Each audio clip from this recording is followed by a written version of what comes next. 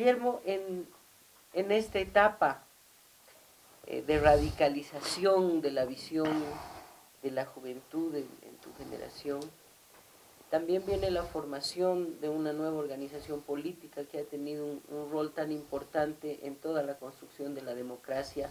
Cuéntanos todo ese tránsito de la visión de la democracia cristiana revolucionaria a la posición de adscripción a la Revolución Cubana, a la formación del MIR. De acuerdo. Yo pido disculpas si es que entreviero las cosas, pero se agolpan los recuerdos, ¿no? Y todas aquellas cosas. Lo que te puedo decir es lo siguiente, ¿no? Sabes que formalmente el movimiento de la izquierda revolucionaria se funda en una calle, me parece por acá cerca, en La Paz. Se funda ya en plena dictadura. O sea que el MIR nace en los primeros días o semanas de la dictadura del general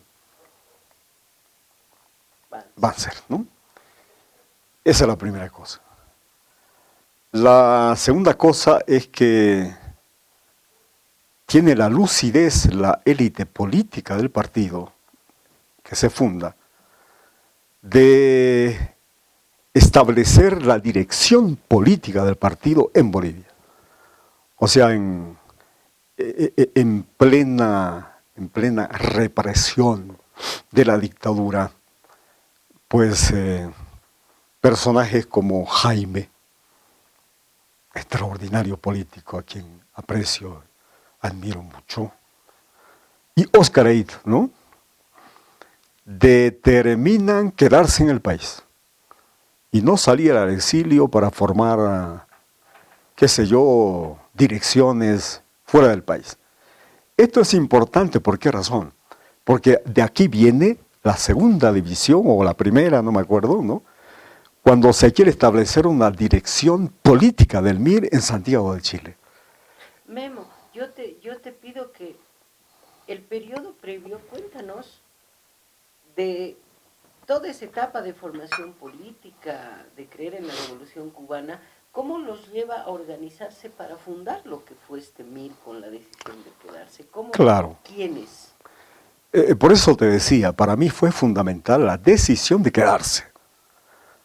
Porque ahí viene una decantación de aquellos que querían formar direcciones políticas fuera del país. ¿Y cómo tú hiciste contacto con Jaime Paz, con Oscar Eid? Es toda una historia, pero te voy a comentar una cosa, que es, no sé pues, yo creo que la metafísica de los tiempos modernos, cuando se habla de un ser supremo, de Dios, del Creador, se dice que Él todo lo organiza, ¿no? Que se dan cosas que a veces no se las puede explicar. Una de aquellas cosas es que yo no estuve el día del golpe militar del general Banzer. Y vos me dirás, ¿por qué? Porque tomé una de las decisiones más importantes de mi vida, que fue aceptar una beca de estudios de posgrado en el Reino de Bélgica. Yo lo acepté. Pero entonces venía la radicalización del proceso boliviano y todos los líderes del partido me decían, pero ¿cómo te vas a ir ahora? ¿Estabas todavía en el Partido Demócrata Cristiano Revolucionario? No, ya, claro, tienes razón. Éramos algo así, ya no me acuerdo exactamente qué éramos. Pero no se había fundado el partido todavía. Pero yo te digo, esta decisión fue clave. Mira, ¿qué no me decía el Oscar, los líderes del partido? Pero ¿cómo te vas a ir? Yo recuerdo incluso que tuve una amistad muy corta con este gran orureño Zabaleta, René Zabaleta. Recuerdo que asistíamos a las grandes manifestaciones y una frase de René me impactó muchísimo. Me dice, mira Guillermo, en 6 meses aquí va a haber socialismo o van a haber muertos. Oye, me impactó muchísimo porque en realidad hubo muertos, no hubo socialismo. Bueno, entonces me voy a Bélgica y a los 20 días se produce el golpe de Estado. Entonces ya yo estaba fuera del país. Yo estoy seguro que si hubiera estado en ese momento en Santa Cruz, que era mi base de trabajo y que era una fortaleza muy grande de la derecha, ¿no? Posiblemente yo no estuviera contigo en esta charla tan amena, ¿no? Porque estaba totalmente, qué sé yo, marcado para irme para otro lado, ¿no? A otra dimensión. Entonces, tomé la decisión de irme. Y contra el criterio de muchos de los líderes del partido de esa época, me dice, pero caramba, no te vayas ahora. Y me fui. ¿Por qué te digo que esto es importante? Porque en Bélgica, cuando llegamos, ya en calidad de becario, Lovaina, que fue un grupo muy importante en la vida del partido, ¿no?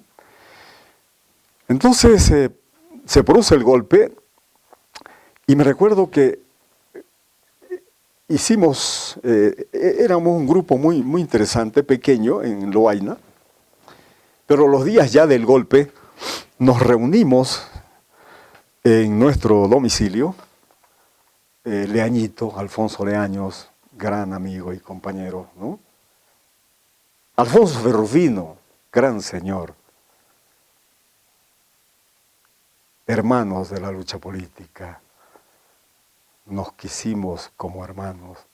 Y te cuento que nos seguimos queriendo igual. Es curioso porque él se fue a otro partido, ¿no? Yo seguí en el MIR, pero tengo excelentes relaciones con Fierrito, ¿no? Un hombre de un sentido del humor impresionante, ¿no? En fin, ¿para qué voy a hablar de estas cuestiones personales? Pero te digo, los dos Alfonso, Ferrufino y Leaños, y otro líder cochabambino, Quiroga, puede ser, Quiroguita, ¿no? Nos reunimos en mi casa la noche del golpe de Manser, y ahí fundamos el comité regional del partido, en mi domicilio, la noche misma del golpe de Estado. Ahí fundamos el comité regional del MIR en Europa. Todavía no se había fundado el MIR. Estaba en pleno proceso, ¿no? Llámalo como tú quieras, eran esos los días, ¿no? Fundamos esa célula, le llamamos célula, pero después fue comité regional del partido. Mira vos, por eso te decía que a veces las cosas suceden no tanto por casualidad, sino, como dicen los masones, por causalidad, ¿no? ¿Qué sé yo? ¿Por qué razón? Porque esa noche a las 2, 3 de la madrugada, escuchábamos por radio de que en Santiago de Chile le hacían homenajes a Oscar Eid Franco, que supuestamente había sido ejecutado en las calles de La Paz. Entonces ya nosotros esa noche lo velamos, ¿no? Porque creímos en los medios de comunicación. Lo velamos a Oscar, entrañable compañero y amigo, dirigente incansable, ¿no? De trabajar 25 horas al día, ¿no? Pero esa noche, 2, 3 de la mañana, fundamos el Comité Regional de Europa y dijimos, ¿qué hacemos?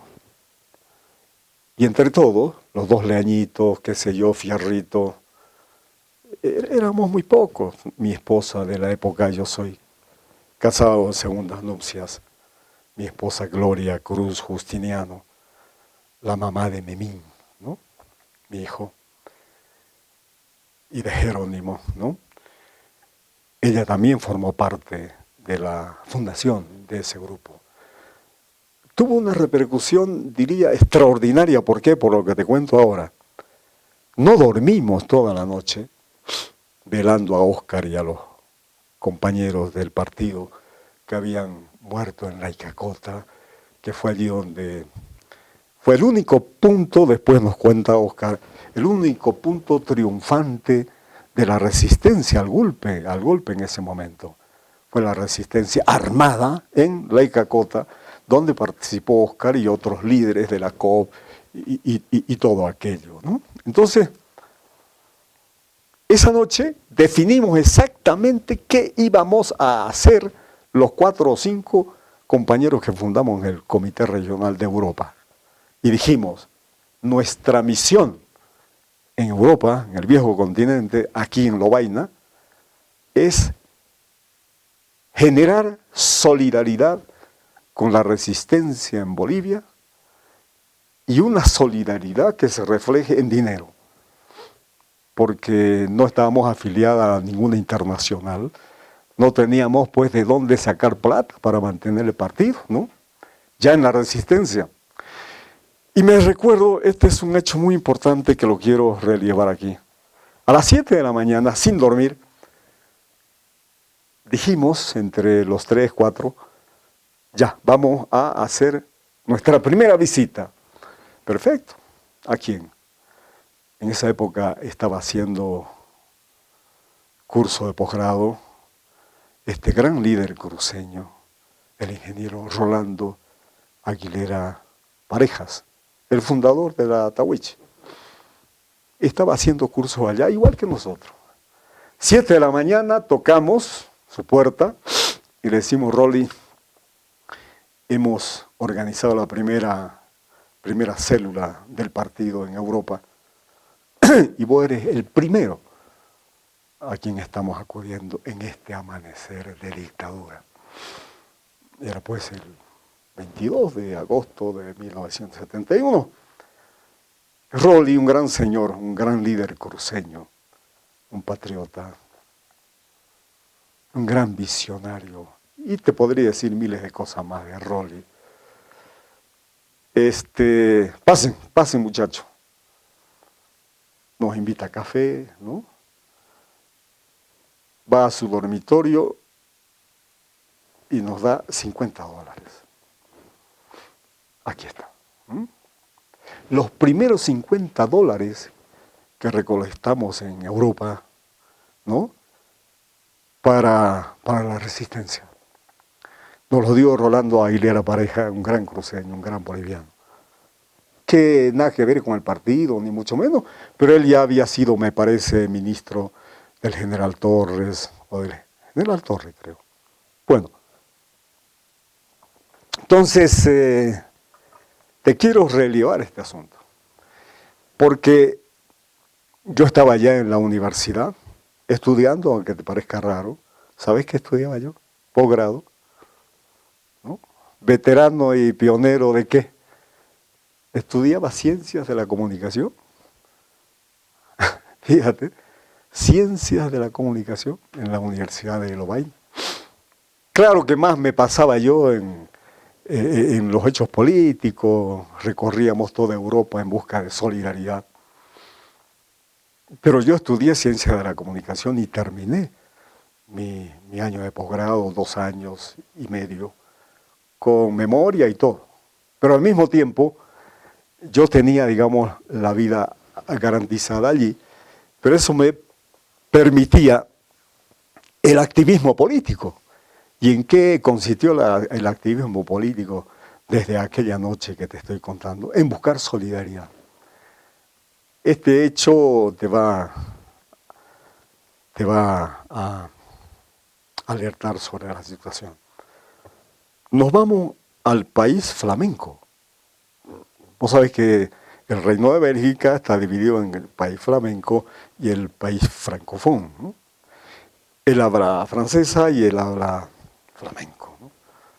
Entonces nos vamos al país flamenco, porque teníamos la información de que había un señor, un sacerdote, ¿no? Que se llama Hugo Vanuc, que tenía su parroquia, ¿no? Y que era un hombre muy sensible con América Latina. Entonces nos vamos para allá, ¿no? Un mes después o no sé cuánto, y hacemos una reunión con este personaje importantísimo. Y yo fui con mi hijo pequeño, Memín, ¿no? Y asistimos a una misa que él estaba oficiando. Pues y ahí andábamos, yo agarraba a mi hijo ¿no? Porque estaba correteando en la iglesia. Y después tenemos una reunión política. ¿Y sabes qué nos dice Hugo Banuc? Yo voy a colaborar con la resistencia boliviana.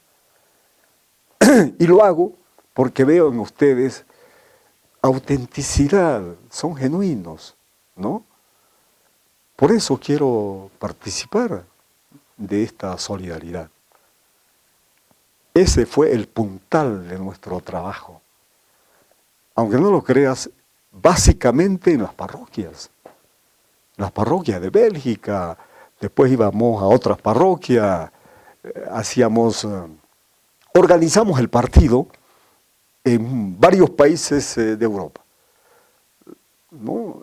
Primero en Francia, en París, después, qué sé yo, después fuimos a España, en Madrid, llegamos a Suiza, en fin, y organizamos toda la estructura de solidaridad con nuestro partido. Y ya no solamente eran los $50, que llegaron a manos de Óscar ahí, me parece, a los 3, 4 días, ya estaba Óscar con los $50. ¿Cómo, me dices vos? Yo te voy a decir cómo, a través de la iglesia. Resulta que en ese momento un joven se estaba ya viniendo a Bolivia en calidad de sacerdote, ¿no? Por ahí debe estar. Javier se llama, porque aún está vivo, gracias a Dios. Entonces le digo a Javier, mira, tienes que llevar esto y tienes que ir a dárselo a Óscar Eid. Entonces agarramos y le ponemos a Óscar la dirección con la cual tenía que ponerse en contacto él con la resistencia en Europa y los $50 de Robles y Aguilera, que era lo único que teníamos en ese momento. Bueno, a los 2, 3 días se viene Javier, el sacerdote, ¿no? Caramba, no me acuerdo su apellido, desgraciadamente, pero lo llevo en el corazón a ese hombre. ¿Por qué razón? Porque se vino a Bolivia, fíjate, a los 2, 3 días de haber estallado la revolución de Banzer, pero se viene ya con la dirección política de Europa en el bolsillo, ¿no? Y los $50. Y nos cuenta que a los 2 días que llegó, fue pues a Palacio de Gobierno para no sé qué, en fin, él era religioso, no tenía nada que ver con la política, pero ya llevaba, ¿no?, la dirección en el bolsillo. Entonces le entrega a otra religiosa para que le entregue a Óscar.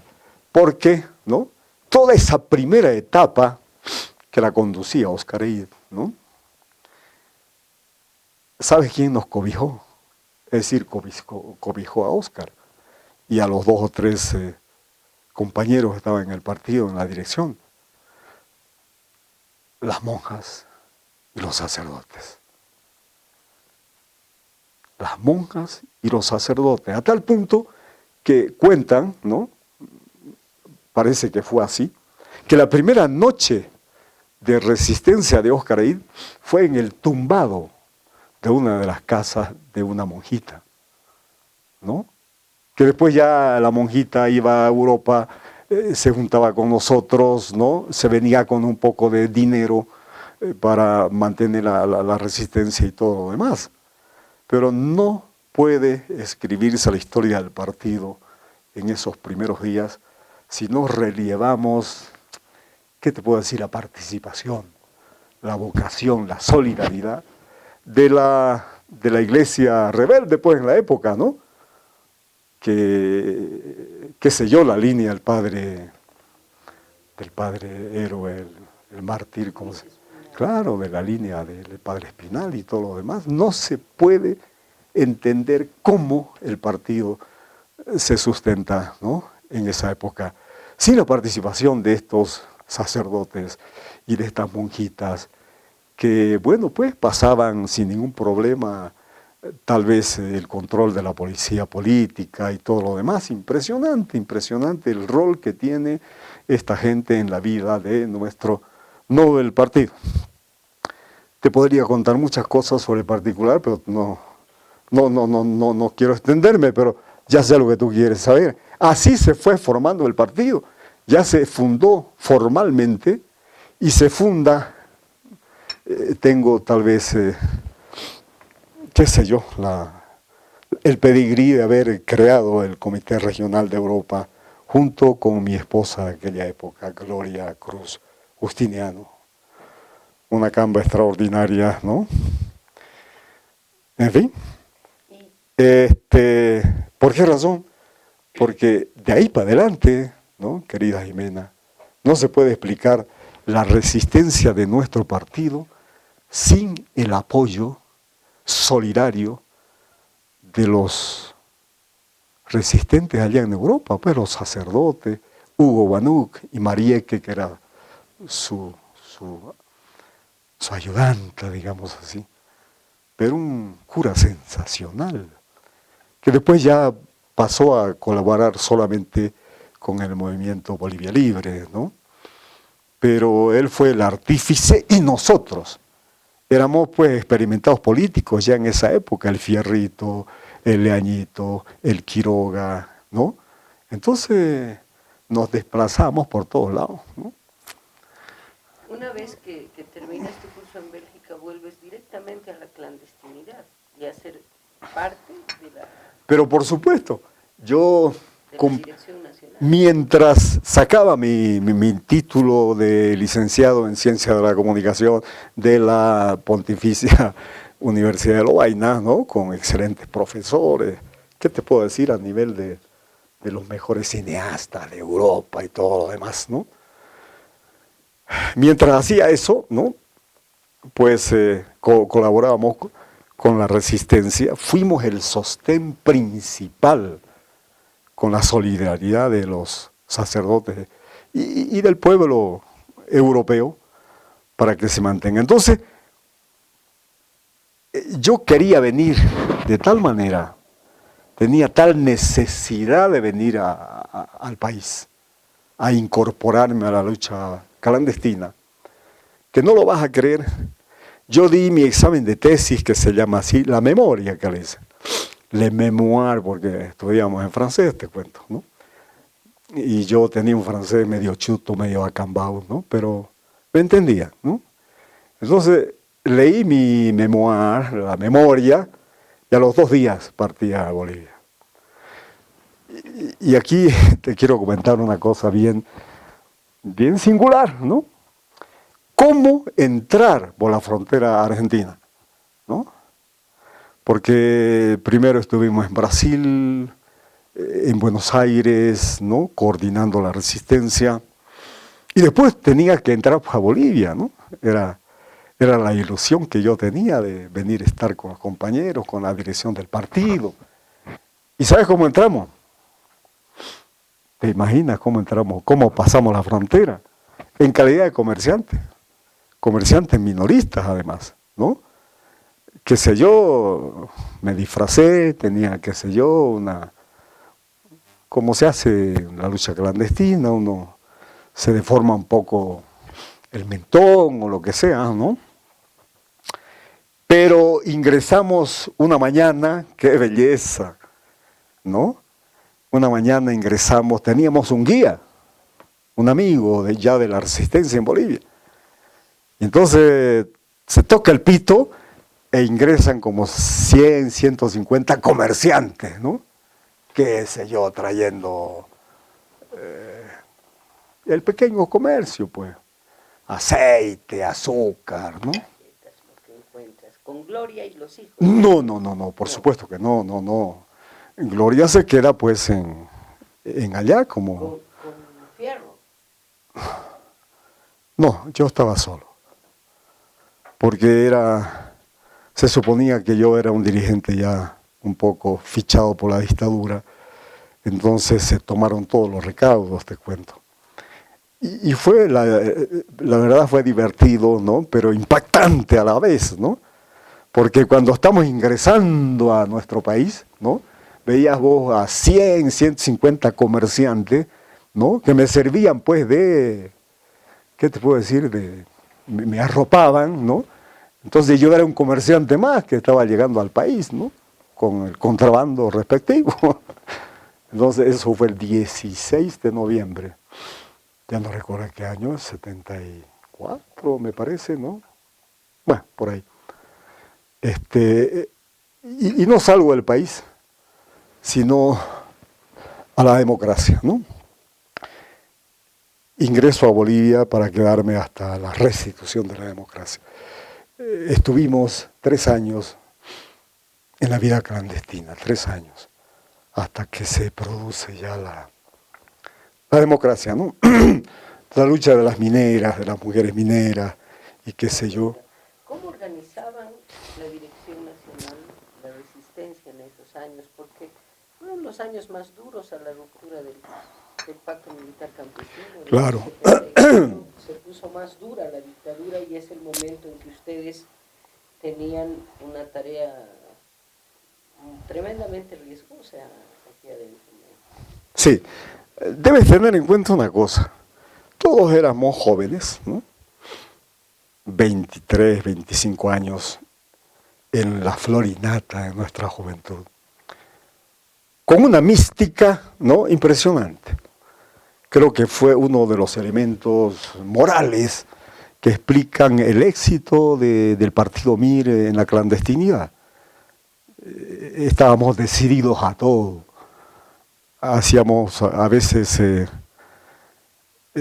tomábamos riesgos tal vez innecesarios, pero fue una lucha de una convicción, una mística impresionante, impresionante. Entonces, eso para empezar, el aspecto moral, ¿no?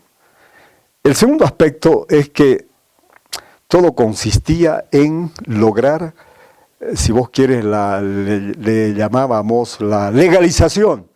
Por ejemplo, llegaba un dirigente del partido, ¿no?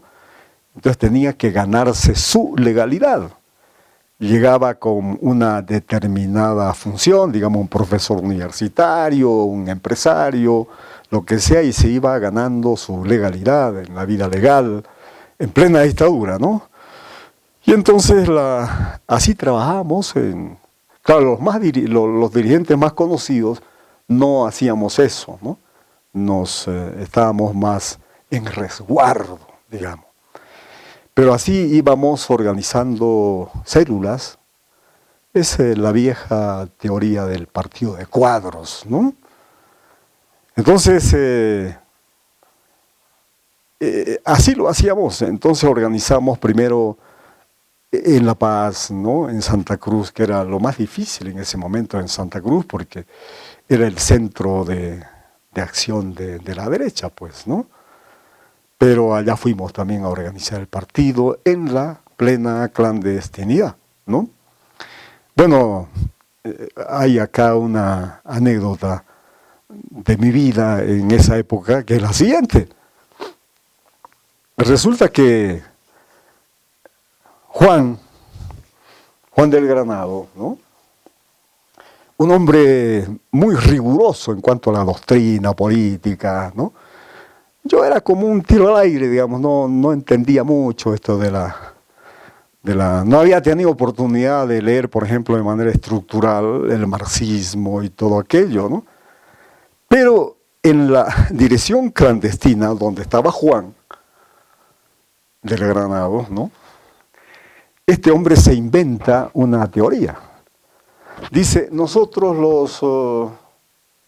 los pequeños burgueses, ¿no?, era la época en que ser pequeño burgués era como un delito, ¿no?, una deformación, digamos, ¿no? Se inventó Juan, ¿no?, una teoría. Dice, los pequeños burgueses tenemos que ir a las minas y allí expiar nuestros pecados de pequeños burgueses, porque era la época en que ideológicamente el partido estaba dominado por una línea un poco media trotskoide, ¿no?, Partido Obrero y toda esa cuestión. Así que se inventó esta doctrina, esta teoría, Juan, la teoría de la que le llamaban la no sé cuánto, ¿no? Bueno, El hecho es que tenías, en calidad de pequeño burgués, tenías que ir a vivir con los mineros, ¿no? Y la proletarización de la pequeña burguesía. Y yo pues era la pequeña burguesía, yo por mi colorcito, ¿no? Seguramente Juan no sabía que yo venía de los sectores más humildes de Puerto Paila y todo lo que te he contado. Entonces para mí no fue ninguna expiación de nada, para mí era una cosa normal. Y me fui para la mina. Esto me parece 1 mes, 2 meses, ¿no? Proletarizándome, de acuerdo a la teoría de Juan, ¿no? ¿Qué te parece? Bueno, y me fui a donde, ¿cómo se llama? El gran líder obrero del país. No, el gran líder obrero. Juan hizo un libro incluso sobre un gran líder que murió en la tragedia de la calle Harrington. ya me voy a acordar, ¿no? Parece que ya me está llegando el Alzheimer. Pero un gran líder del partido obrero, excelente. Claro, Artemio. Ahí está, mira, vos tienes mejor memoria que yo. Artemio Camargo. Me fui a la casa de Artemio. Vivía con su familia, ¿no? Y también aprendí a conocer, a hacer un cambacolla. Aprendí a conocer a los líderes obreros del partido, ¿no? Y hubo una cosa que me llamó mucho la atención. Por ejemplo, las fiestas, ¿no? Siempre habían fiestas, ¿no? Empezaban las fiestas muy, muy alegres, muy bonitas, ¿no? Pues con aires y melodías y canciones típicas, digamos, de acá del país del interior, ¿no? País. Bueno, así empezaba la fiesta, pero a las 11 de la noche todo el mundo lloraba. Y yo decía, ¿por qué? ¿Por qué decir, mira vos la tragedia de esa gente, ¿no? Empezaba contenta, tomando unos traguitos, ¿no? Pero a las 11 de la noche era un llanto general. Mira cómo ese sufrimiento interno, la explotación, qué sé yo. Pero me marcó mucho mi vida de 30 días o 40, no sé cuánto, en el siglo XX, en la casa de Artemio. Tuve ese privilegio de conocerlo de cerca, de admirarlo. Era un gran líder, ¿no? Artemio Camargo, ¿no? Bueno, entonces, caramba, me proletaricé, pues, según Juan, ¿no? Ya después me vine otra vez para acá, ya proletarizado, imagínate vos. Las ideas de Juan, pues, un tipo medio, ¿cómo te puedo decir? Medio radical en esas cosas, ¿no? Y teníamos otro radical que estuvo ya en el proceso de cambio que encabeza el presidente Evo Morales, que fue algo de las minas, ¿no? Que no me acuerdo exactamente su nombre, pero su nombre de guerra era Alonso, ¿no?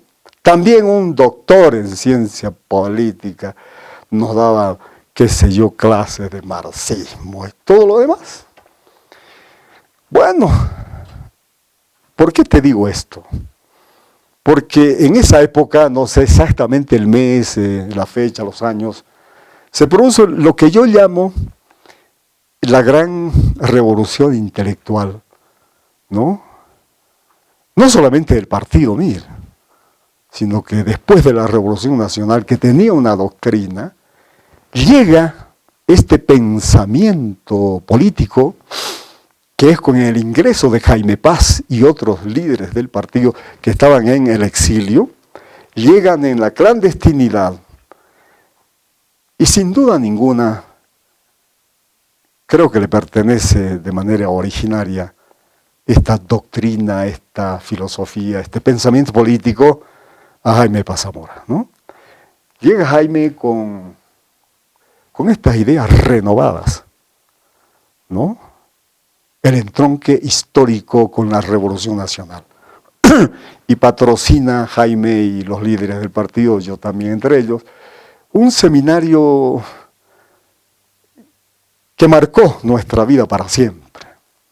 Y digo yo, esta es una interpretación personal, en este proceso de seminario se llama el Gran Seminario de Achocalla, porque lo hacemos en una en una casa de un compañero empresario, ¿no?, del partido, que nos da su casa. Y todos los fines de semana, durante 3 meses, estamos en seminario. Se llama el Gran Seminario de Achocalla.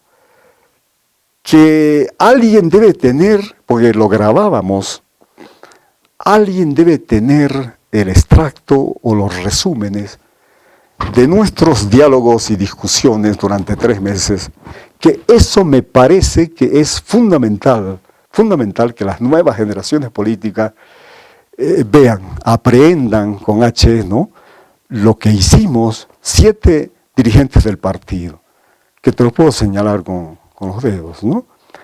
Por supuesto, Jaime, Toño Araníbar, Pirulo Araníbar, Fierrito, ¿no?, Alfonso Camacho, me falta uno por ahí, ¿no? Éramos 7, que es el número cabalístico, pues. Ah, por supuesto, imagínate, me estaba olvidando de semejante ficha, ¿no? Óscar y este servidor, éramos 7.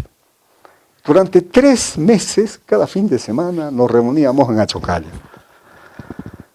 Entonces, yo creo que en ese proceso, el MIR conquista su identidad política. Esto quiero que lo remarques bien. Antes no teníamos identidad política, no éramos pues nada, ¿no?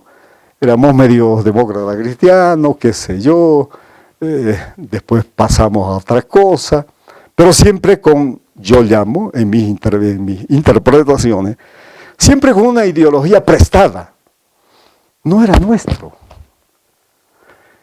Entonces cuando llega con ese aire renovador de ideas Jaime Paz Zamora, es toda una revelación para nosotros, los altos dirigentes del partido, ¿no?, la cúpula.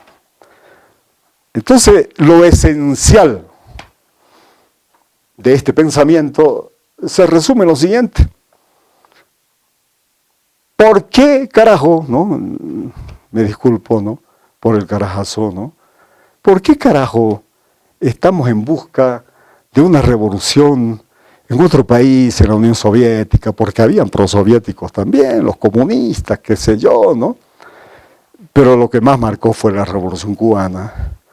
¿Por qué estamos en busca de una ideología que no es nuestra? Si ya Bolivia tuvo su revolución. Ese es el resumen, digamos, que trae Jaime Paz. Entonces, estudiemos la revolución del 52 y estudiémosla a fondo, desde su origen en la guerra del Chaco, qué sé yo, la logia Radepa, en fin, lo que fue la lucha revolucionaria del pueblo boliviano, encabezado por el MNR, pero fue una lucha impresionante, pues, ¿no? Surge de la guerra del Chaco, sabes bien, como politóloga, después viene, qué sé yo, el sexenio, el colgamiento a Villarroel, y todo eso, ¿no? Entonces Jaime, un gran líder, dice, hay que estudiar la Revolución Nacional. Y durante esos meses no hacemos otra cosa que escudriñar todo lo que fue la Revolución Nacional. Cómo empezó, quiénes eran los líderes. Caramba, solamente para recordarte. Recordábamos, por ejemplo, cuando el doctor Siles Suazo ingresaba disfrazado de fogonero. O sea, una lucha extraordinaria del MNR. ¿No te la puedes imaginar? Claro que lo has estudiado seguramente. Entonces, estudiamos la revolución y después las grandes medidas revolucionarias, ¿no? Las 3 grandes medidas que yo ahora, 20 años después, ya le aumento otro, que es un emprendimiento estratégico, sin lo cual no se puede explicar lo que ha pasado en este país, que es el emprendimiento de la gran marcha hacia el oriente, ¿no? La historiografía oficial o no oficial no toma en cuenta esto.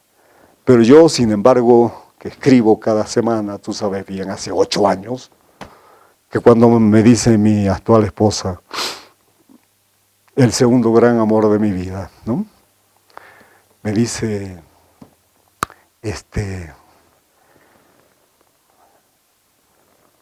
pero no son más que 3 las medidas del MNR, de la Revolución Nacional. Yo le digo no. Fueron 3 medidas revolucionarias, sí, pero hubo un emprendimiento estratégico sin el cual, ¿no? Sin ese emprendimiento, Bolivia no es la de ahora, ¿no? Entonces ya desde mi cosecha, yo lo digo en mis escritos, en mis artículos, y yo creo que al final se va a imponer ese criterio, ¿no? Sobre todo ahora que tienen un Santa Cruz que nada tiene que ver con 20, 30 años atrás, ¿no? Cuando empezó la lucha. Bueno, entonces, aquí te quiero contar una cosa muy interesante. Nos convence Jaime, tiene una capacidad de convencimiento ese hombre, pero a mí no me costó comprender a Jaime, porque yo había vivido en Santa Cruz parte de ese proceso.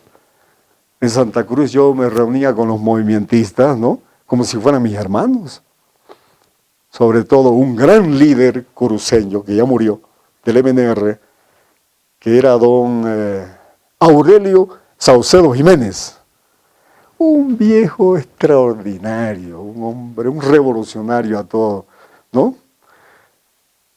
Que se iba con la banda, don Aurelio Saucedo, tocando Viva el Movimiento, qué caramba, ¿no? Y con su pelada al lado, ¿no? Hasta en eso. Muy MNRista el hombre, ¿no? Pero un tipo, entonces a mí no me costó comprender a Jaime Paz. Yo decía, pero claro, es esta la línea.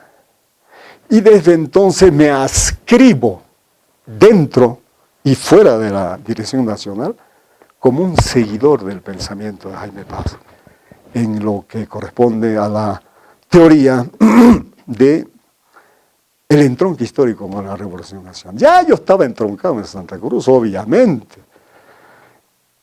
Y me parece que ese fue un momento histórico de la conquista de nuestra identidad política, ¿no? Porque te voy a contar lo siguiente. Cuando ya estamos convencidos, algunos más, otros menos, ¿no? Ahí ya se nota la diferencia entre Toño Araníbar y Jaime Paz. Toño era más clásico, más ortodoxo, ¿no? En cambio Jaime, qué sé yo, pues era la revolución intelectual que llegaba a nuestros oídos por primera vez, ¿no? Asumimos, pero cuando bajamos a las bases se conmueven. Incluso algunas bases obreras decían, pero esto no, este no es el pensamiento del MIR. ¿Y dónde queda el marxismo y esto y lo otro, no? Entonces cuando nos llegaban los informes, ¿y cómo ha ido, suponte, en Guanuni o cómo ha ido, qué sé yo, en cualquier otro, o el sector fabril? Bien, pero negativo. O sea que nuestras bases escuchaban el mensaje nuevo, ¿no? Pero no querían saber de él, porque lo consideraban una traición a la teoría clásica del marxismo, ¿no? Entonces, yo considero que esa revolución, ¿qué te puedo decir? Una revolución teórica, fue la que nos da la identidad política. Es un poco lo que hizo el PSOE, partido hermano de España, ¿no? Cuando abandona el marxismo-leninismo. Yo creo que con las tesis del entronque histórico, nosotros tomamos distancia de las teorías clásicas, ¿no? Con las que empezamos, Marta Harnecker, no sé si te acuerdas la historia, ¿no? Qué sé yo, todas aquellas cosas que nos aprendíamos de memoria, pero no era nuestra teoría, ¿no? Era la teoría de Lenin y de Trotsky, qué sé yo, los grandes líderes de la Revolución Rusa.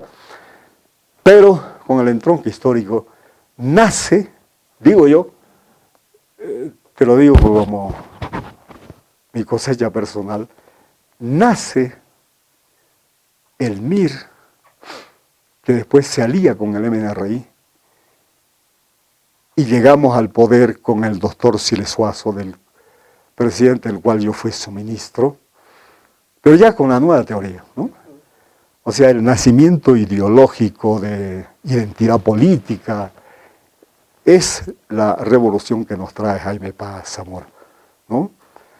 Con sus teorías del entronque histórico, el seminario de 3 meses, y después hacemos un proceso de convencimiento a todas nuestras bases del partido y hacemos una convención o algo por un ampliado nacional, ¿no? Todavía ya en la semiclandestinidad, porque eran las épocas en que se estaban, qué sé yo, Carter de Estados Unidos, los derechos humanos, etcétera, y las valerosas y heroicas mujeres mineras, ¿no? Era esa época más o menos. Entonces hacemos nuestra convención nacional y aprobamos la nueva línea del partido, pues. Se aprueba el entronque histórico, ¿no? Con algunas críticas, qué sé yo, ¿no? Por supuesto, comprenderás que yo era un ardiente y ferviente militante del nuevo pensamiento político del partido, ¿no? Entonces, qué caramba, ¿no? Por eso ya me decía desde esa época jaimista. Y yo digo, si fue por eso, a mucho orgullo, pues, porque era el nuevo pensamiento político del partido. A la finalización de esta convención o empleo nacional, se determina que Antonio Araníbar Quiroga, uno de los líderes principales en ese momento, vaya a Caracas, donde estaba el presidente Siles Suazo, y le proponga la alianza. Dice que el doctor sí le dio, pero muchachos, con los brazos abiertos, vengan para acá, una fiesta, dice, inolvidable en Caracas, ¿no? Y ya yo en mis interpretaciones digo, el entronque histórico como formulación política, ¿no? Tiene la virtud de acercar a la generación del Chaco, que es la generación del MNR, ¿no? Qué sé yo, del Choco Césped y los grandes del MNR, con la generación de la reconquista de la democracia, ¿no? Entonces nos juntamos las dos generaciones y eso tiene un efecto, ¿qué te puedo decir?, impresionante.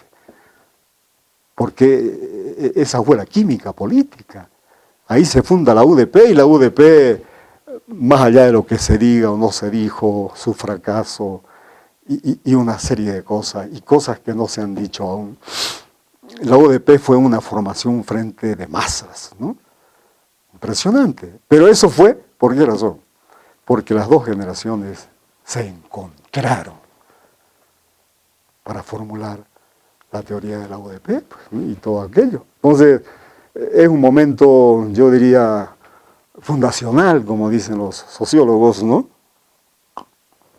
Este pacto de Caracas, que fue una sorpresa para todo el mundo, que fue después del seminario Achocalla, y ahí empieza ya la lucha parlamentaria, la lucha.